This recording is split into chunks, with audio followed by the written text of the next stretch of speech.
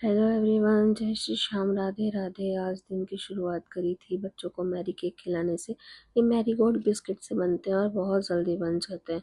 उसके बाद में मामा और भांजी दोनों पौधों में पानी डाल रहे थे। गर्मी बहुत ज़्यादा हो गई है तो पौधों में 2 बार पानी डालना पड़ता है। उसके बाद में हम लोग नहा धोकर रेडी हो गए थे और बच्चों ने और मैंने मिलकर पूजा करी। आज मम्मी जी किचन संभाल रहे थे क्योंकि हमें जोधपुर जाना था। जब हम पूजा करके बाहर निकल रहे थे तो देखा कि बाहर पौधों के नीचे एक गिरगिट बैठा है। बच्चे दोनों डर गए, बोले मामी इसे भगाओ।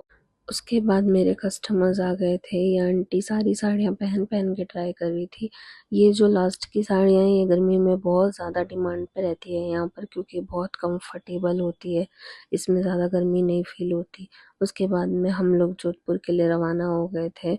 डॉक्टर साहब हम लोगों को छोड़ने आए थे और यहाँ पर एक्टिंग कर बोल रहे थे कि मुझे भी साथ में लेकर जाओ। उसके बाद में मम्मी के फ़ोन पर दोनों बच्चों का वीडियो कॉल आ गया कि हमारा तो मन नहीं लग रहा है, हमें भी साथ में चलना है, लेकिन फिर उन्हें कैसे भी करके बहला दिया। उसके बाद ट्रेन रवाना होने वाली थी तो डॉक्टर साहब को बाय बाय किया और निकल गए जोधपुर के लिए। रात को लेट तक भी नानी जी मेरा वेट करके जाग रहे थे, फिर हम लोग सो गए। नेक्स्ट डे 11 थी तो फिर मम्मी ने फलाहार बनाया था और जिस काम के लिए मैं आई थी वो काम करने के लिए मैं चली गई। और फिर हम लोग गए थे मेरे दादाजी और दादी जी से मिलने के लिए। वहाँ पर सब लोगों से मिलकर बहुत अच्छा लगा, बहुत बातें करी, मेरी बहन से मैं मिलकर आई। उसके बाद मैं मम्मी को करवाई थोड़ी सी हाउस होल्ड की शॉपिंग, क्योंकि मैं जब भी जोधपुर जाती हूँ तभी मम्मी सारा सामान लेकर आती है, अकेले कहीं नहीं जाती। बातें करते हुए पूरा दिन कैसे निकल गया पता ही नहीं चला। और फिर रात को हम लोगों ने वापस से रेस्ट किया क्योंकि नेक्स्ट डे हमें वापस हिसार के लिए निकलना था। फिर मेरी मम्मी हम लोगों का स्नैप बना रही थी क्योंकि वो हमें रेलवे स्टेशन छोड़ने जा रही थी। मेरी मम्मी जब भी मैं जाती हूँ और वापस जा रही होती है तो थोड़ी सी साइड हो जाती है क्योंकि वो अकेली ही रहती है, दोनों भाई मेरे बाहर रहते हैं। उसके बाद में हम लोगों की ट्रेन आ गई थी और हम लोग बैठ गए थे ट्रेन में, सारा सामान वगैरह रख दिया था। फिर मैंने मम्मी और मेरी बुआ को बाय बाय किया।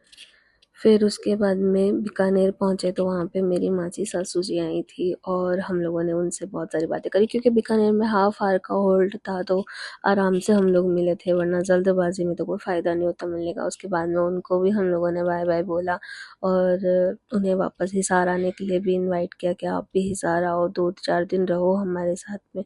उसके बाद में बीकानेर के बाद में मोस्टली ये ट्रेन खाली होती जाती है तो अटेंडेंट था वहाँ पे, उसके हम लोग पूछ रहे थे कि कैसे क्या होता है वॉशिंग वगैरह। उसके बाद हम लोगों का हिसार आ गया था और डॉक्टर साहब हमें लेने आ रहे थे। यहाँ भी इन्हें इनकी पेशेंट मिल गई थी।